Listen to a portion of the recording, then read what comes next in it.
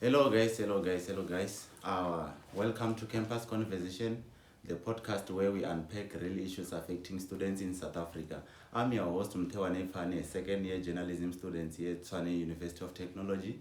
Today's episode focuses on something that touches thousands of us, the National Students Financial Aid Scheme, in short NSFAS. It is a lifeline that helps students to pay for tuition, accommodations, and living costs. Without it, many people wouldn't have been able to access their higher education at all. But alongside the opportunities NSFAS brings, there have also been major frustrations, delayed payments, confusing systems, and stress students face when allowances don't arrive on time. Instead of just talking about it in theory, today we'll hear it directly from students who depend on NSFAS to pursue their studies. They'll share their journeys and the challenges they faced and what changes they hope to see. Joining me today, I'm not alone, I'm with my fellow students here. So I'll give this platform for them to introduce themselves. Oh yeah, my name is Ngonyama NR. Okay, my surname is Chauke, and then initial N. I'm Mr. Pablo H. Thank you guys for cooperating and for allowing to be my guest today. So without wasting any further time, I would like to dive into the first question. So all of us will be engaging. I can't ask someone directly. All of us will engage on the question that I'll ask. So here's the first question. I just want to find out, how did you all find out about NSFAS and what made you apply? Okay, I did it for my friend who was in university and then he was studying media, who told me that I can apply it online, so he helped me in applying it. Okay. Hey, me, I just headed the school because the time I was in Matric, there was this teacher of mine. Yeah, she used to explain to us about the NSFAS. Yeah, the time I was doing Matric, so that's why I decided to apply. Okay. So what experiences have you had or have you came across when you are busy applying for this NSFAS funding? Hey, so sometimes system even if it's not NSFAS, every system has its challenges. So in NSFAS, when you are applying, my guy, hey, sometimes you can come across that they tell you that system is not working right now. Sometimes they say you must upload documents, but when you're at home, hey, it's kind of like a problem to get a document. It's either you go to school, or maybe you travel a long way to get those documents they want you to upload. So yeah. Okay, in most cases I'm coming from the rural area where a network is a problem. In many cases, when I have to apply for NSFAS, I had a little problem up until I went to the library where they helped me, but the library is far away from where I'm staying. So I was supposed to travel at least 10 kilometers for me to reach there so that I can be able to apply for NSFAS. So those are some challenges that I faced when I wanted to apply for NSFAS. Okay, it's based on the research that I did. It says that online system is very challenging and it keeps on freezing, and sometimes documents that are uploaded, they tend to disappear. So I remember this first time I was on my gap year. By the way, I stayed 2 gap years at home. I think it was the first time. No, actually the second gap year.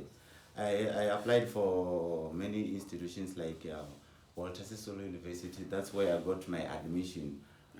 But I couldn't register on time because my parents couldn't afford to pay fees, registration fees, because the prices were too much. We couldn't afford them. So NSFAS it's a need to all of us because some of us will be far in life, but what can we say? It's NSFAS, and I really wish and hope that one of the day there can be changes that are implemented. Yeah. So once approved, has any NSFAS covered your fees, accommodation, and allowances as expected? Okay, yeah, NSFAS Okay, this year I'm doing my second year, but the last year it covers all of my accommodation and allowance. But it just delay on giving me my meal and my book allowance in January because I got it around March where I was supposed to get it in February. Yeah, it's what I said I can say it a hinder that I faced on my. Yeah, hey, according to me, my NSFAS wasn't paid. NSFAS didn't pay all my fees while I was doing my first year, even my second year. Even this year, NSFAS didn't pay all my fees. So it paid the accommodation and my meal fees. Yeah, I did pay, but all my module fees, they didn't pay them all. I was owing like 4,000 something. I paid that money in my first year. Then again, second year, I also paid 4,000 something again on my third year. So I don't know about this year what will happen. Mara, hey, and also sometimes it can be a problem. When it comes to paying fees. Yeah, guys, it seems very painful to hear such challenges that we face as students. People are still owing institutions such a huge amount of money and they don't know where they can get their debts settled because at the end of the day, we all have to graduate and we don't want to owe the institutions. So do you think NSFAS is achieving its goal of making education accessible for everyone? Yeah, I think so. Because somehow, if you were not having NSFAS, it could be like very hard for you to pay your fees. Because sometimes you can find out that you are owing 100 and something thousand. Imagine where can you get all that kind of money? So yeah, I think somehow NSFAS can help, my guy. Okay, I think NSFAS is achieving its goal in any way, even if it's not reaching most of goals, but in most cases I can say that because it helps people who are in need. Most of the time it helps people who are coming from disadvantaged families where money is a problem. There's a lot of people, if they came here, they did not have any source. They were not going to be able to even to attend school. They were going to have matric, but they were not going to attend the schools because of money background. Because NSFAS is helping. Well, I can say that. Mr. Ngonyama, I heard that you were saying that you were still owing some of the amount of money that you disclosed before, Yes. and some of them you managed to pay them. So I want to ask, how have these challenges affected your personal life? Hey, man, on my side, when it comes to money, it's really hard for me to get that kind of money. But I just try to manage to get that money. But how did I get the money? Hey, it's kind of a process. I won't explain everything. Yeah, all I can say is just that I managed to get that 4 point something each and every year. So yeah, that's all I can say, man.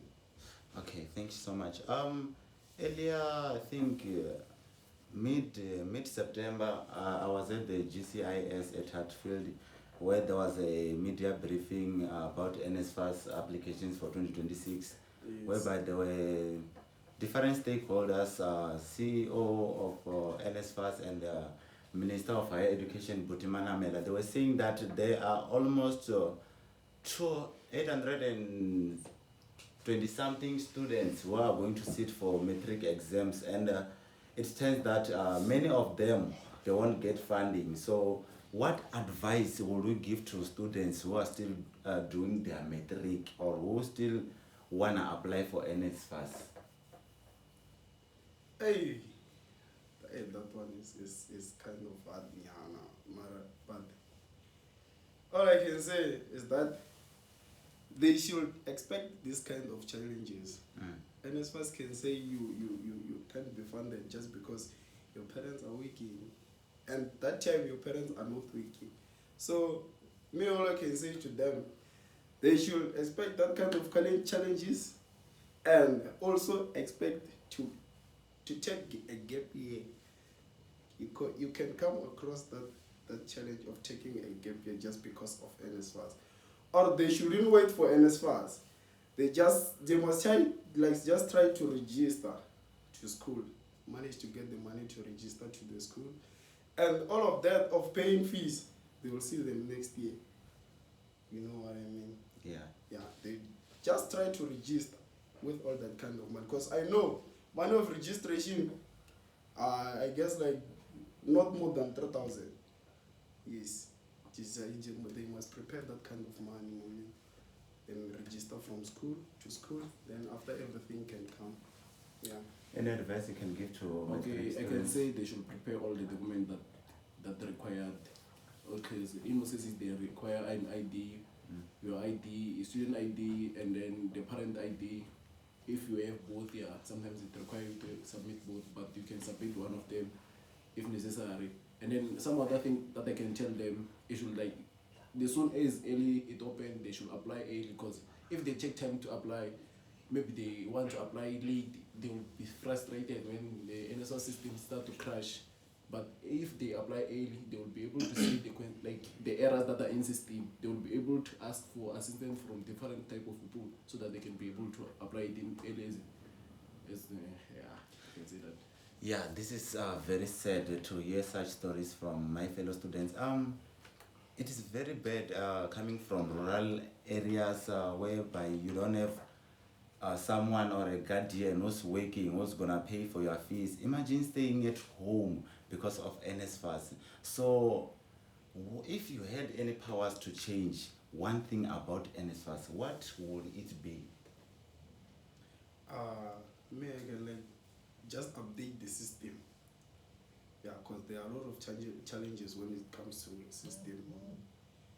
Yeah, and this thing of documents, I can say like they can just, the time when I say I can update the system, I mean I can cancel this thing of uploading documents, and a learner can just type the details of the guardian and his or her details, so then yeah, we'll take it from there. Okay, if there is one thing that I can change about NSFAS, let me say that I can even increase. I would like to increase the monthly allowance, because that money is late, because we cannot say things are expensive this thing around. If we talk about the food, if I give you 1 point that month that they give us, if I give it to you and go and buy food for that month, you cannot even have enough food for that month if there's no one who is helping you financial from your place. And in most cases, people who are benefiting from NSFAS, they are coming from families where they don't even have a background that they can say, okay, this person will send me this money, month end. So NSFAS money should be at least increased by at least maybe 10% or 50% year up here, so that so even those learners who are coming from the background that need help, so that they can be helpful. Yeah, it is said that in Swaziland, the students are getting 2,000 as their food allowances per month. And here in South Africa, we're still getting 1,716. I wish if they can also increase it maybe to 2,000. That's something, because nowadays the cost of high is living. The standard of living is too high. We can't afford to buy our necessity. Some of us, we depend on NSFAS. We don't have any other money that we get maybe from parents. We have everything to do with NSFAS. So imagine you have to use NSFAS. Now I think we're left with 1 month to go for NSFAS this year. Yes. As we're gonna get paid last allowance on November. So some of us, we need to go back home. We need to buy food, and it's something that it's very deep. Some of people they undergo under depression, but at least here in our institutions we have services like SDS, whereby you can go and get something, maybe psychologically, whatsoever. And we also have substructures like Student Christian Organization. That's sorry about that. We also have students like SCO, Students Christian Organization, that assist students that don't have funding Yeah. by providing food for them. They also have a feeding scheme that they try by all means, since they don't have funding, but they do try to accommodate some of the students by giving them food. Or they also do bread drive and stuff like that. So if I had powers to change one thing about NSFAS, I would like to change the payment system so that allowances come on time every time without excuses, because we see a lot of students protesting about NSFAS. There's some, I think Earlier this year in Northwest University, they were protesting that they got half of their allowances, and hence they are requested to buy some books from their lecturers, which is kind of hard. We are under depressed because of such circumstances. So if NSFAS will increase monthly allowances and adjust it to cost of living, things are more expensive now than when the allowances rate were set and students are struggling. So my advice is that to students out there is to be patient but persistent. Don't give up. If the system frustrates you, keep on checking your application status. If you're confused, ask help at the financial aid office or even from senior students who have been through it. I'd say you must also prepare document as early as possible and apply as soon as application open. The earlier you apply, the lesser stress you have later. And don't be afraid to keep on following up, even if it feels like you are being a nuisance. You are fighting for your life. Yeah, walala wasala. If you don't stand for your own, you'll be left behind. So I just wanna thank you to my guest here for taking their time, for sacrificing whatever they were doing. They were supposed to be studying, but they decided to come here and have a podcast, a mini podcasting. So we thank you so much. And one last thing before we close. It is said that NSFAS is currently open to students out there who haven't applied, who are still on matric.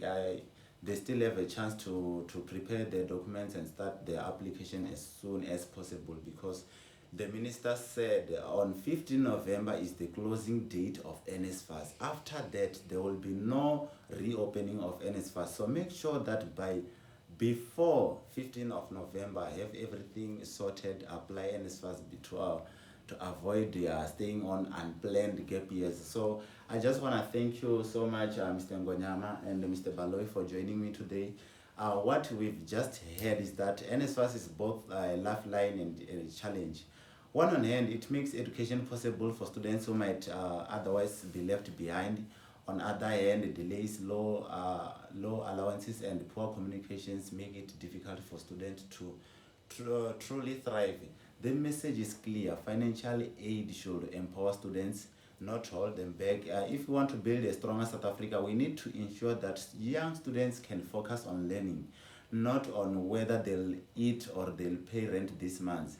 This has been Campus Conversations, where students' voices matters. I'm your host, Mtewane Fani, and I'll catch you next time with another discussion shaping the campus life. Until, stay informed, stay inspired, and keep the conversation going. Thank you so much for watching.